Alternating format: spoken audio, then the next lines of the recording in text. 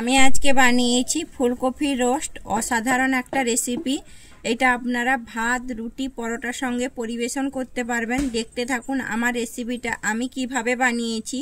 যদি ভালো লেগে থাকে তাহলে আমার চ্যানেলে লাইক, শেয়ার, কমেন্ট ও সাবস্ক্রাইব করে দেওয়ার অনুরোধ রইল। নমস্কার বন্ধুরা, কুকিং অর্পিতাতে আপনাদের সবাইকে স্বাগত জানাই। আশা করি আপনারা সবাই ভালো আছেন। আমি আজকে বানাচ্ছি ফুলকপি রোস্ট।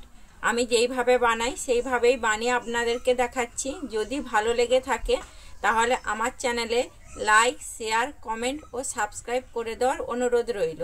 আমি এই যে ফুলকপি নিয়ে নিয়েছি, আমি ফুলকপিটা এবারে কেটে নেব।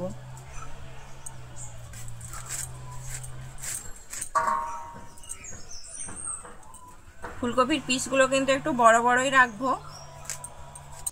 আমি ফুলকপির এই উপরের অংশটাকে এরকমভাবে ছাড়িয়ে নেব। ফুলকপিটাকে এরকম মাঝখান দিয়ে একটু ফাঁক করে দিচ্ছি। দেখুন আমি পিসগুলো কিন্তু খুবই একটু বড় বড় রেখেছি। আমি একইভাবে সমস্ত ফুলকপিটা কেটে নেব। আমি উনুনে কড়া বসিয়ে দিয়েছি, কড়াইতে জল দিয়েছি। জলটা আমার উষ্ণ গরম হয়ে গেছে। আমি জলের মধ্যে দিয়ে দিচ্ছি পরিমাণ মতো লবণ আর দিচ্ছি অল্প পরিমাণে হলুদ। আমি লবণ আর হলুদটা দিয়ে খুব ভালোভাবে মিশিয়ে নেব। আমি এরপরে দিয়ে দিচ্ছি কেটে রাখা ফুলকপিগুলো। আমি ফুলকপিটা দিয়ে কিন্তু লবণ আর হলুদ জলের মধ্যে খুব ভালোভাবে আবারও মিশিয়ে নিচ্ছি। আমি কিন্তু এই অবস্থায় রেখে দেবো 1 মিনিটের জন্য। আমার 1 মিনিট হয়ে গেছে। আমি কিন্তু এর থেকে আর খুব বেশি কিন্তু আমি এখানে সেদ্ধ করব না, তাহলে কিন্তু ফুলকপিটা সেদ্ধ হয়ে যাবে। আমি এবারে তুলে নিচ্ছি।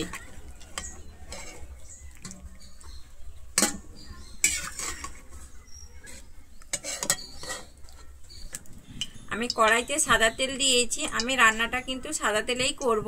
আমি এরপরে ফুলকপিগুলোকে ভেজে নেব।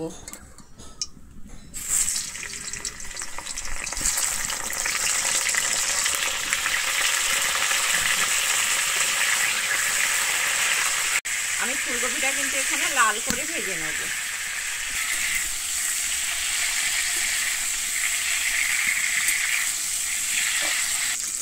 আমি ফুলকপিটা কিন্তু এখানে খুব ভালোভাবে ভেজে নিয়েছি। এই দেখুন আমি ফুলকপিটা কি সুন্দর লাল করে ভেজে নিয়েছি। আমি ফুলকপিটা এবারে তুলে নেব।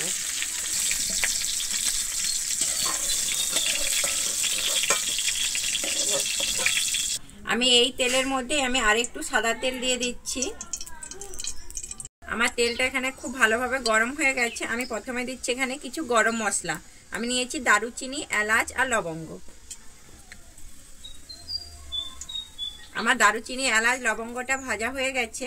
আমি এরপরে দিচ্ছি পেঁয়াজ। আমি পেঁয়াজটা কিন্তু আগেই আমি বেটে নিয়েছিলাম। আমি পেঁয়াজটা দিয়ে কিন্তু এখানে খুব ভালোভাবে ভেজে নেব।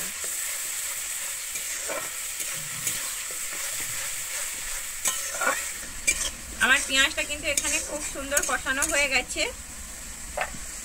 আমি এরপরে দিচ্ছি আদা আর কাঁচা লঙ্কা বাটা। আমি আদা কাঁচা লঙ্কাটা দিয়ে কিন্তু খুব ভালোভাবে আবারও কষিয়ে নেব, যতক্ষণ না আমার কাঁচা গন্ধটা যায় আদা থেকে। আমার আদা কাঁচা লঙ্কাটা খুব ভালোভাবে এখানে কষানো হয়ে গেছে। আমি দিচ্ছি এখানে ঝাল লঙ্কার গুঁড়ো। ঝালটা অবশ্যই আপনারা আপনাদের পরিমাণ অনুযায়ী দেবেন। আমি এরপরে এখানে দিয়ে দিচ্ছি কালারের জন্য কাশ্মীরি লঙ্কার গুঁড়ো দিয়ে আমি আবারও খুব ভালোভাবে মিশিয়ে নিচ্ছি। আমি এরপরে এখানে দিয়ে দিচ্ছি টমেটো। আমি এখানে একটা টমেটো আগে থেকে আমি পেস্ট করে নিয়েছিলাম। আমি টমেটোটা দিয়ে কিন্তু আবার এখানে খুব ভালোভাবে মিশিয়ে নেব।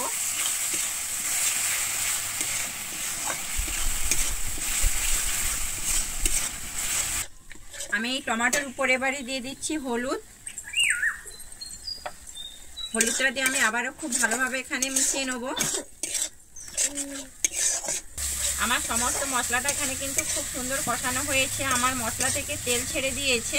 আমি এরপরে এখানে দিয়ে দিচ্ছি কাজু আর চালমগজ বাটাটা। কাজু আর চালমগজ বাটাটা দিয়ে কিন্তু খুব ভালোভাবে এখানে নেড়ে নেবো, না হলে কিন্তু চালমগজ আর কাজুটা নিচে লেগে যাবে।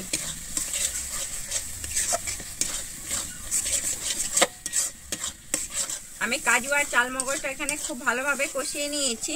আমি এরপরে এখানে বাটি ধুয়ে একটু জল দিয়ে দিচ্ছি।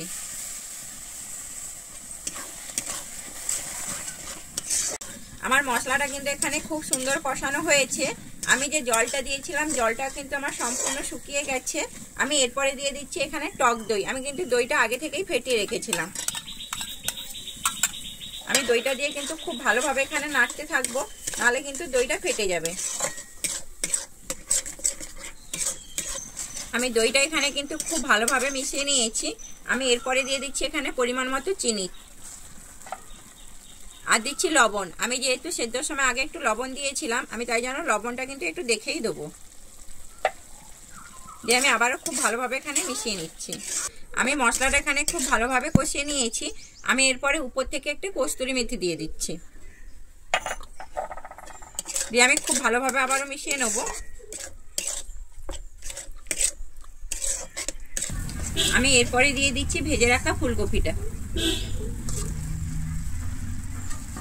আমি ভেজে রাখা ফুলকপিটা দিয়ে কিন্তু মশলার সঙ্গে আমি 1 মিনিটের মতো এখানে কষিয়ে নেব। আমি ফুলকপিটা কিন্তু এখানে মশলার সঙ্গে আমি 1 মিনিটের মতো এখানে কষিয়ে নিয়েছি। আমি এরপরে কিন্তু জল দিয়ে দিচ্ছি। জলটা কিন্তু এখানে অল্প পরিমাণেই দিতে হবে। এইসব রান্নায় কিন্তু বেশি জল একদমই ভালো লাগে না। এখানে কিন্তু আমার গ্রেভি থাকবে, তাই জন্য আমি জলটা অবশ্যই দেখে দেবো। আমি জলটা কিন্তু এখানে খুব ভালোভাবে মিশিয়ে নিয়েছি ফুলকপি আর মশলার সঙ্গে। আমি এরপরে ঢেকে দিচ্ছি এখানে 5 মিনিটের জন্য। হয়ে গেছে, আমি ঢাকনাটা খুলে দেখছি। আমি যে জলটা দিয়েছিলাম জলটা কিন্তু শুকিয়ে এসছে, আর আমার কিন্তু গ্রেভিটা কিন্তু খুব সুন্দর এখানে হয়েছে। আমি এরপরে এখানে এবারে উপর থেকে দিয়ে দিচ্ছি ধনেপাতা কুচি,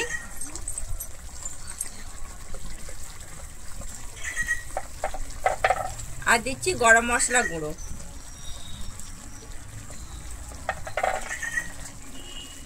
দিয়ে আমি আবারও খুব ভালোভাবে এখানে মিশিয়ে নেব।